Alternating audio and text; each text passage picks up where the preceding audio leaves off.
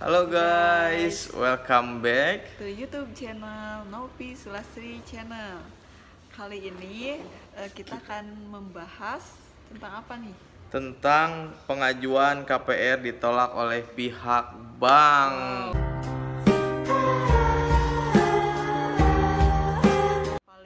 Paling ditunggu sepertinya. Iya. Yang sebelumnya, video sebelumnya itu kita sudah bahas tentang persyaratan apa aja yang wajib pemohon KPR subsidi lampirkan. Yang sekarang ini yang paling ditunggu yaitu ditolak pihak bank, karena namanya ditolak itu bikin deg-degan sama bikin ragu-ragu untuk ngambil rumah gitu kan. Apalagi pas waktu pengennya rumah nanyain ke orang yang pernah mengajukan KPR dan ditolak. Nah, itu jadi bikin keraguan yang mendalam, guys. Sakit hati lah. Ya. Nah, yang pertama yaitu pinjaman online atau sering disebut pinjol. Nah, itu dia yang harus dijauhi, namanya pinjaman online. Sebenarnya nggak harus dijauhin sih, tapi hati-hati gitu. Karena kan kita juga nggak tahu kebutuhan kita itu akan ada kebutuhan butuh banget gitu pinjol karena kan instan gitu, daripada tapi lebih baik dijauhi ya teman-teman untuk pinjol itu, karena memang pinjol itu kayak tembakau, kayak rokok, jadi ada kecanduan itu tersendiri. Jadi kayak Shopee Pay gitu kan, itu juga termasuk pinjol bayar nanti lah intinya. Nah, kadang kita yang kenapa sih harus dihindarin, bukan menyalahkan aplikasinya ya, tapi kita kadang ke konsumennya tersebut gitu. Iya, jadi kita keenakan teman-teman. Jadi kita ngambil bayar nanti tahu-taunya gede gitu kan. Terus jatuh tempo. Nah, itu yang jadi masalah yang harus dihindarinya. Kalau aplikasinya sih karena udah berbasis OJK, jadi tentu itu aplikasi aman ya. Nah, namun konsumennya, jadi kita bukan menyalahkan aplikasi, tetapi kita harus menggarisbawahi konsumennya kadang bayarnya itu dimepet-mepetin sampai akhirnya kan ada gangguan pembayaran, akhirnya telat. Jatuh tempo. Nah, itu sangat disayangkan sekali ya Bu ya, karena keterlambatan 1 hari 2 hari itu juga bisa mempengaruhi histori bank teman-teman. Berarti kita udah lalai dengan kewajiban kita lah. Kecil misalnya gitu, udah jatuh tempo kan, ketika jatuh tempo juga kita harus bayar denda gitu kan, rugi banget. Itu yang harus dihindari lah intinya, apalagi kalau misalkan pinjol yang ilegal kan, jadi ada teror dan sebagainya, itu sangat tidak ngeri ya sekarang lagi pinjol ilegal. Semoga pinjol ilegal ini segera diatasin gitu kan, jadi kasihan segera bersih. Nah, ini kalau misalnya kasusnya, misalnya nih ada nih konsumen, dia masih dalam tahapan pinjaman online tapi dia mau mengajukan KPR nih, gimana pengalaman Mas Nasir dalam menangani konsumen? Balik lagi itu ke histori Bu Ropi. Jadi kalau misalkan dia masih punya pinjaman seperti pinjol dan yang lain-lain, yang penting dia pembayarannya lancar, dia nggak pernah telat gitu kan. Yang lebih bagus dia nggak telat 1 hari 2 hari, yang udah lancar aja dia pembayarannya, sama dia pinjamannya barang maupun uang dia tidak terlalu besar. Jadi memang ada hitung-hitungannya, rumusnya juga. Jadi ketika penghasilannya sekian, pinjamannya ternyata hanya berapa persen dari penghasilan, itu masih ditoleransi mungkin seperti itu. Betul. Nah, ini tidak termasuk untuk pinjaman koperasi di perusahaan kan. Biasanya mau kasbon nih ke kantor kan. Itu kan dia nggak masuk ke OJK.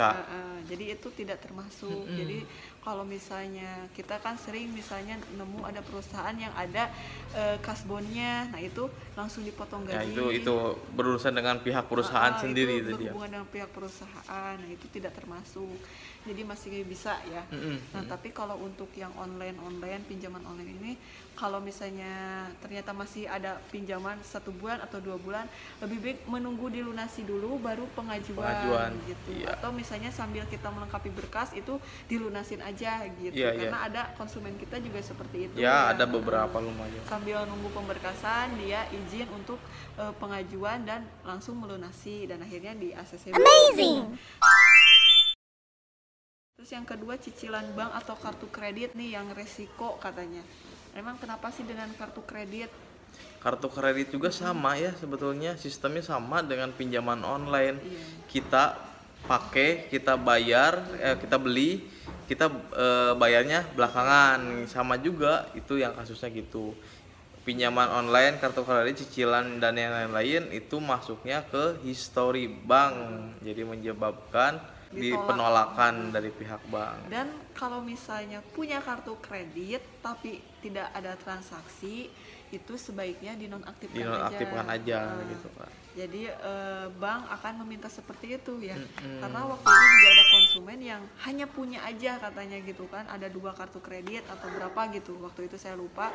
Ternyata kartu kreditnya itu memang tidak ada transaksi, dia hanya memilikinya aja, mungkin ada penawaran dari perusahaan atau apa. Terus si bank yang pengajuan KPR kita minta untuk dinonaktifkan aja. Seperti itu. Terus ada memiliki penghasilan di bawah 4 juta dan lebih dari 8 juta juga ditolak ya. Ditolak, itu sudah termasuk persyaratan wajib dari pihak banknya itu sendiri. Ya diusahakan UMR lah, UMR Jakarta kan sekarang 4 juta ya, mungkin ada kenaikan di tahun 2022. Dan untuk penghasilan lebihnya itu maksimal 8 juta. Jadi kita juga tidak akan mereject begitu saja, kita tawarin unit komersil gitu kan. Jadi ada sedikit perbedaan dari angsuran. Ya mungkin waktu sebelum booking biasanya kan sharing-sharing dengan developer, nanya-nanya gitu kan.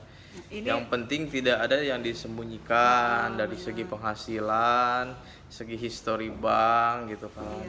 Jadi kalau untuk yang poin yang memiliki gaji ini bisa diatasi dari awal karena kita bisa lihat slip gajinya dulu gitu kan. Untuk history mungkin itu setelah dianalisa baru kita ketahuannya di situ. Nah ini bisa kita sharing, ini gajinya misalnya lebih, Bapak gimana kalau misalnya dialihkan ke komersil. Iya, kan? Jadi kita tidak akan memaksakan konsumen tersebut untuk maju pengajuan KPR itu. Kita semaksimal mungkin memberikan pelayanan yang terbaik gitu. Jadi kita juga ingin membantu konsumen tersebut untuk pengajuan KPR gitu kan. Dan konsumen juga harus ada timbal baliknya dengan kejujuran memberikan datanya juga ya. Jadi jangan sampai ada yang ditutup-tutupin demi kelangsungan proses KPR-nya. Akan menyulitkan diri sendiri juga gitu. Kita tidak bertanggung jawab kalau ternyata konsumen berbohong gitu kan. Seperti itu. Terus ada yang kelima ini memiliki rumah atas nama sendiri dibuktikan dengan sertifikat yang ada nama si pengajuan. Iya, jadi kalau untuk rumah subsidi ini kan untuk kalangan yang menengah ke bawah yang ingin memiliki rumah. Jadi alangkah baiknya kalau sudah yang memiliki rumah kasih kesempatan untuk orang lain atau pemuda-pemudi yang milenial ya untuk memiliki rumah tersebut gitu kan.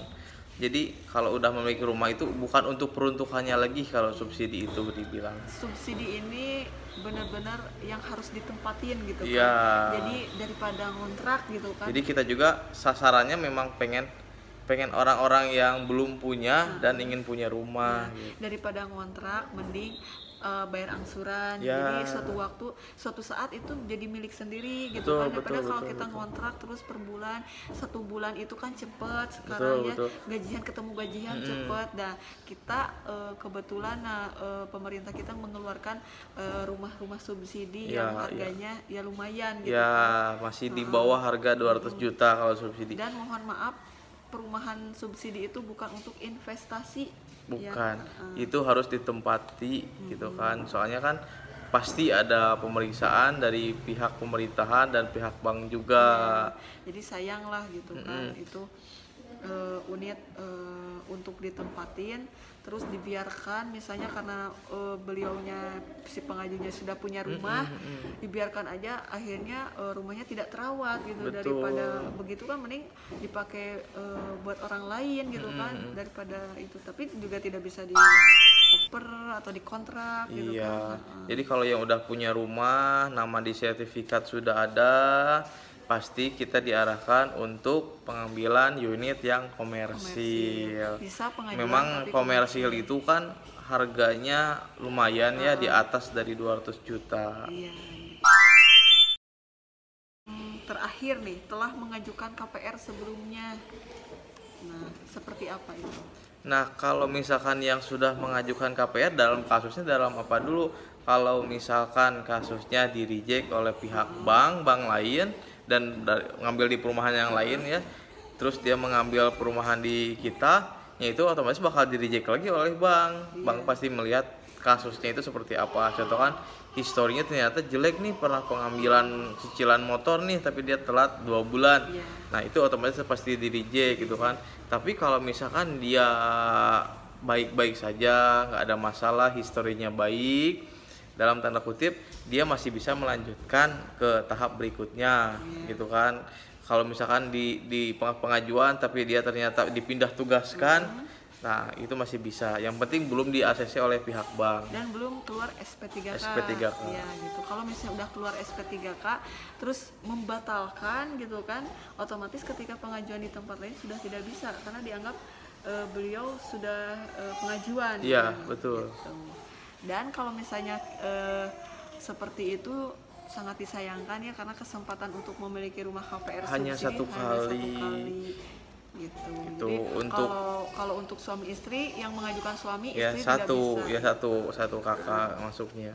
Kalau misalnya satu kakak ternyata ibu KPR juga, misalnya kita satu kakak dengan ibu KPR terus kita mau pengajuan, itu masih bisa ya. Iya. Gitu. Mungkin itu aja yang perlu kita sampaikan kenapa ditolak bank. Seperti biasa kalau sharing-sharing bisa ke kolom komentar ataupun WhatsApp.